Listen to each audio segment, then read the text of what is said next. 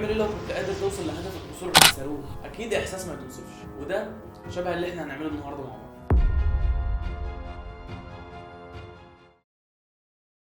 والبالنسبه يا جماعه قولوا لي ايه رايكم في سيت اب الجديد ده.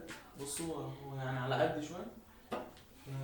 وطبعا كل سنه وانتم طيبين عشان شهر رمضان المبارك. طيب احنا هنشارك مع بعض شويه نصايح او خطوات نعملها عشان نوصل لهدفنا اسرع، سواء كان هدف بدني، هدف اجتماعي، هدف في الدراسه، هدف في الشغل، هدف في اي حاجه. فالحاجات اللي احنا هنقولها دي في اي هدف بتساعدك توصل اسرع. نصايح ان شاء الله هتحطهم في جيبك وتستخدمهم في حياتك، لان الانسان بطبعه بيحب السرعه، الانسان بطبعه مستعجل، بيحب السرعه في السواقه، السرعه في النتائج، السرعه في اي حاجه. عشان كده بتلاقي ناس حاولت تبني او تطلع عضلات بس مش بتكمل، لانها ممكن تبقى مستعجله النتائج. او واحد بدا قناه يوتيوب وما كملش ليه؟ عشان ممكن يبقى مستعجل النتائج. ففي حاجات محتاجه صبر ولازم نصبر فيها فعلا. وعلى فكره الخطوات دي مش هتلغي الصبر، لا انا بقول لك اصبر واسعى لتحقيق هدفك. لا هي يعني هتخلي الهدف يتحقق بشكل اسرع، او هتخليك مركز على هدفك اكتر. فبسم الله. اول حاجه حاول تحب اللي انت بتعمله، حاول تحب اللي انت بتعمله، وحاول تحب هدفك، وحاول يكون ليك شغف فيه. خلي عندك دافع عشان تحقق الهدف ده، عشان فعلا توصل له. لما تحب اللي انت بتعمله واللي عايز تحققه هتوصل له اسرع من لو كنت مش بتحبه. يعني ليه واحد هيروح الجيم وهو مش حابب يبني جسم حلو، او ليه واحد هيتمرن اي رياضه وهو مش عايز يبني جسم حلو او يهتم بلياقته؟ فحب اللي انت بتعمله، هيبقى ليك فرصه توصل اسرع. لو انت ما عندكش حاجه شغوف بيها دلوقتي دور عليها، جرب حاجات كتير، دور، ابحث،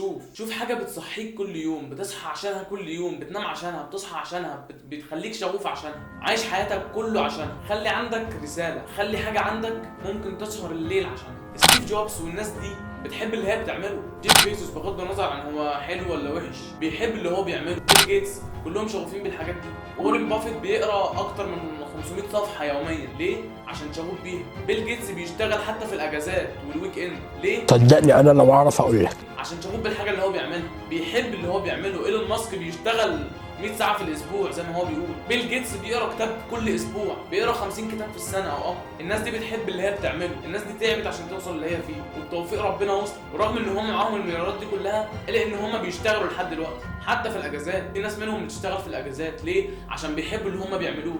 انت حب اللي انت بتعمله، شوف لك حاجه تصحى عشانها، تنام عشانها، رساله في حياتك. لو مش لاقي دلوقتي ابحث، شوف، جرب حاجات جديده، جرب حاجات كتير، هتلاقي حاجه فعلا. لان ربنا ما خلقش حاجه عبث. فلما تحب اللي انت بتعمله هو ده اسرع طريق للنجاح. انا دورت على ناس كتير على اليوتيوب، دورت على مقالات كتير، دورت على حاجات كتير عشان احضر الفيديو، دورت على ابحاث كتير، دورت على حاجات على اليوتيوب، ما لقيتش احسن من الجمله دي فيها. تحب اللي انت بتعمله هو ده اسرع طريق للنجاح. الحاجه اللي انت بتحبها ولو هتحط مجهود فيها مش هتبقى فرحان وانت بتحط مجهود فيها، مش هتحس بالمجهود فيها، هتبقى فرحان حتى لو انت تعبان. فدور على حاجه انت بتحبها وجرب، ابحث وجرب. المكنه بتعدي دلوقتي. وجرب وابحث وشوف. انا اندمجت شويه في الحته اللي فاتت، بس فعلا هي حاجه مهمه جدا يا جماعه. الحاجه اللي بعد كده ما تركزش على النتائج، ركز على تغيير السلوك، لان دي من اسرع طرق النجاح. ان انت برضو ما تركزش على النتائج وتركز على افعالك كل يوم، لان لو ركزت على النتائج فعلا ممكن تخليك تبطل سعي، ممكن تخليك تحبط، ممكن تخليك تبطل معافره وتبطل سعي وتبطل محاوله. ركز على الخطوات اللي انت بتعملها بس كل يوم، ركز على الافعال اللي انت بتعملها. يعني مثلا انت بتلعب رياضه وعندك هدف معين، او بتلعب اي رياضه وعندك هدف معين، ما تركزش على النتائج، ركز على الافعال اللي انت بتعملها كل يوم عشان تحقق الهدف ده. انت هدفك ان انت تبني عضلات، خلاص انا مش هركز على النتائج دلوقتي، انا مطلوب مني حاجه معينه، هروح الجيم 3 مرات في الاسبوع او 5 مرات يا سيدي او 6 مرات، المهم يعني الخطه اللي انت ماشي عليها. انت كده شلت من دماغك ان انا عايز اطلع عضلات وابني عضلات لفكره ان انت هتتمرن 3 ايام في الاسبوع بس، او 5 ايام او 6 ايام. فانت كده خليت هدفك قابل للقياس. بص انا عملت اليوم ده وعملت اليوم ده، عملت اليوم ده، عملت اليوم ده. انت كده خليت هدفك قابل للقياس وعارف انت حققت ايه من هدفك. خلي ده هدفك، وعلى المدى البعيد النتائج هتظهر ان شاء الله، ما تخافش. انا مش بقول لك ما تركزش على هدفك، انا بقول لك ما تركزش على النتائج، وخليك فعلا هدفك هو اللي بيحفزك. ممكن، بس ركز اكتر على الحاجات التانية، ركز اكتر على الافعال اللي انت بتعملها كل يوم، ركز اكتر على ال6 ايام اللي انت بتروحهم في الجيم، ما تركزش على النتائج. خلاص انا دلوقتي مش هركز على النتائج، انا مطلوب مني اتمرن 3 ايام في الاسبوع في البيت بقى في الجيم، المهم اتمرن ايا كانت الرياضه اللي انت بتلعبها وايا كان الهدف اللي انت بتعمله. انا بدي مثال بس. الحاجه اللي بعد كده يا اخي يعني بص لنفسك، راجع اهدافك، لان من الحاجات اللي هتخلي رحله الوصول لهدف سريعه انك تركز على اهدافك، تركز عليها اكتر. ومن الحاجات اللي هتخليك تركز على هدفك هي انك تراجعها. هات ورقه، اكتب اهدافك، اكتب ليه انت عايز تحققها. اكتب ليه. طب ما في ناس بتكتب اهدافها وبعدين تنساها، بعدين تحطها في الدرج وبعدين تنساها. لا، انت لازم تراجع اهدافك كل يوم. الورقه دي انت مش تكتبها مره وخلاص، الورقه دي انت هتقراها كل يوم. ركز معايا في الكلمه دي فعلا، وافتح لي قلبك وافتح لي مخك. ركز معايا، انت هتشوف الورقه دي كل يوم عشان تركز على هدفك اكتر. لازم تخلي هدفك مهم، لازم تخلي هدفك ضروري. وكل ما هتركز على هدف وهتحاول تركيزك ناحيته هتتحرك ناحيته. ولو تلاحظ انت مثلا عايز تشتري عربيه معينه، يعني مثلا الناس اللي عايزه تشتري عربيات وحلم حياته يشتري عربيه، وانا مش عارف اشتري العربيه دي. العربيه دي هو بيشوفها في كل مكان، اي مكان يروحه هتلاقيه بيشوف العربيه دي، بيحلم بالعربيه دي، بيتكلم على العربيه دي. فركز على هدفك وخلي هدفك مهم جدا وخلي هدفك ضروري. ابعد ذهنك عن الحاجات والمشاكل المهمه برضو، بس خلي هدفك هو الاهم. احول تركيزك على هدفك. اسال نفسك ليه انا عايز احقق الهدف دي او الهدف ده. لما تحول تركيزك على هدفك هتتحرك ناحيته وهتشوفه في كل مكان، حتى لو في الحلم ساعات وانت نايم. لازم فعلا تخلي هدفك مهم مهما استسلمت قبل كده، مهما حاولت. انت عارف لو لعبت 5 عدات بالدمبل او ايا كان، مش ال5 عدات دول هم اللي هيبنوا العضلات. اللي بيبني العضلات فعلا هي العده الثابته. فراجع اهدافك، وكل ما تقابلك مشكله فعلا طلع الورقه دي واقراها واسال نفسك ليه. اقرا الورقه قبل ما تنام، اول ما تصحى، كل ما تقابلك مشكله على الاقل 3 مرات في اليوم او مرتين في اليوم يا عم، واسال نفسك انا عايز احقق الهدف ده ليه. فهات ورقه اكتب اهدافك، اعرف انت عايز تحققها ليه، اقراها كل يوم على الاقل قبل ما تصحى، بعد ما المهم تقراها على الاقل مرتين في اليوم. لو انت مش قادر تقراها يا عم اقراها مره في اليوم، لان دي فعلا هتلهيك عن المشتتات وتحول تركيزك على هدفك وهتخليك تتحرك ناحيه. كتير من الناس بيكتبوا اهدافهم وبينسوها، فما تنساش هدفك. الحاجه اللي بعد كده، استهلك اي حاجه او اعمل اي حاجه ليها علاقه بهدفك. يعني ايه؟ استغل الحاجات البسيطه والاوقات البسيطه اللي ممكن تخليك تحقق هدفك.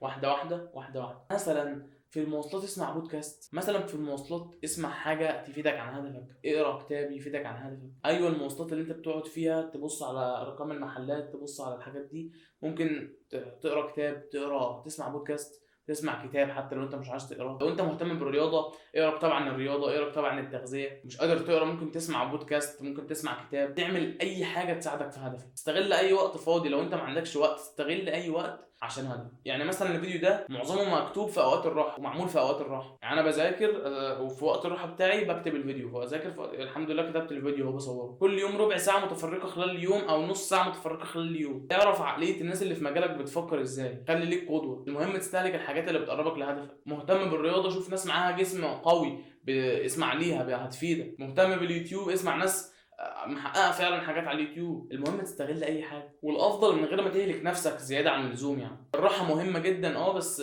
انت عبيط يا اسطى يا عم، بقول لك عايزين نسهل. استهلك الحاجات اللي هتنفعك في هدفك فعلا، بس برضو الراحه مهمه. فحاول تستغل اي حاجه هتحقق لك هدفك. الوقت اللي كنت هتقعد فيه مع اصحابك او هتلعب فيه او هتتفرج على افلام ومسلسلات، كنت ممكن تقعد فيه تعمل حاجه تخليك توصل لهدفك. على المدى البعيد الحاجات دي هتعمل فرق كبير جدا. زي ما قلت لك انا في اوقات الراحه بكتب شويه شويه شويه لحد ما كتبت الفيديو وبصوره لك اهو ان شاء الله هينزل. في الاوقات دي كنت ممكن تعمل حاجه تفيدك ان انت تحقق هدفك اللي انت ما بداتوش، او بدات بس مش لاقي وقت، او بدات فيه ومش عايز تضيع وقت.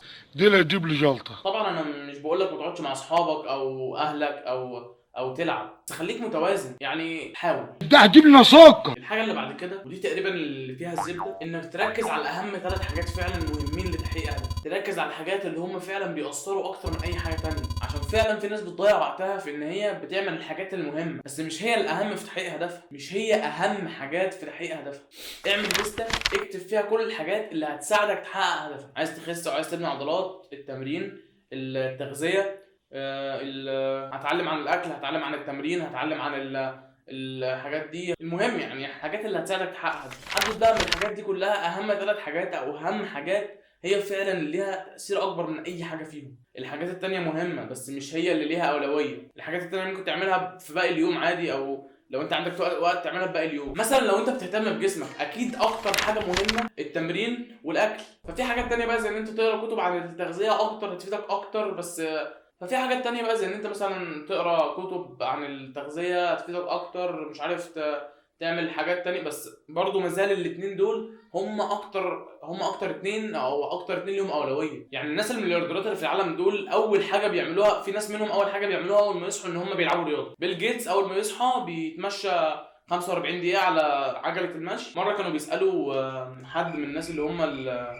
اللي معاهم مليارات دول،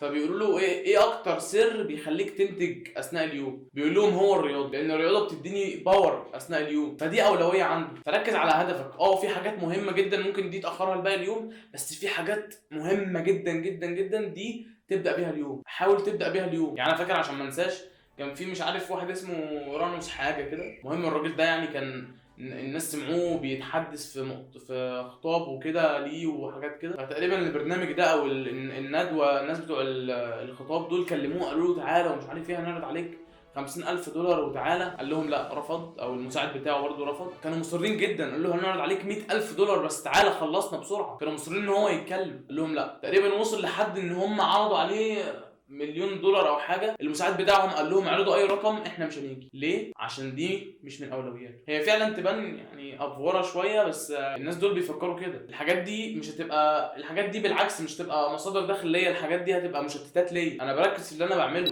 عشان كده تلاقي ستيف جوبز بياكل نفس الوجبه كل يوم.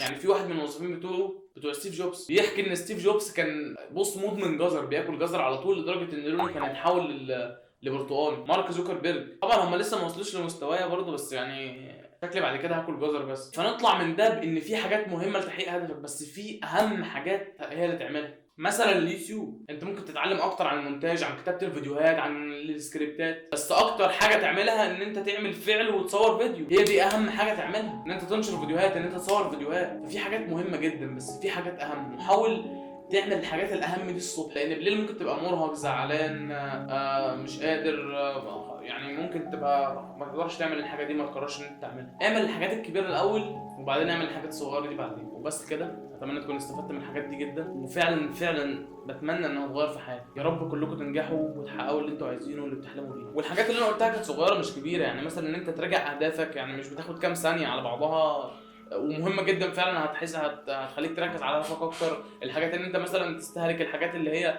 قريبه من هدفك وهتخليك تحققه، ممكن في المواصلات، ممكن وانت رايح تلعب رياضه، ممكن وانت بتتمشى، ممكن، فاهم؟ وفعلا حاول تشوف الحاجات وما تكسلش. لو انت وصلت لاخر الفيديو هنا يبقى انت فعلا صادق مع نفسك، ولازم تاخد فعل ان شاء الله. اتمنى فعلا تستفادوا، واكتبوا لي في الكومنتات لو استفدتوا ولا لا. سلام عليكم.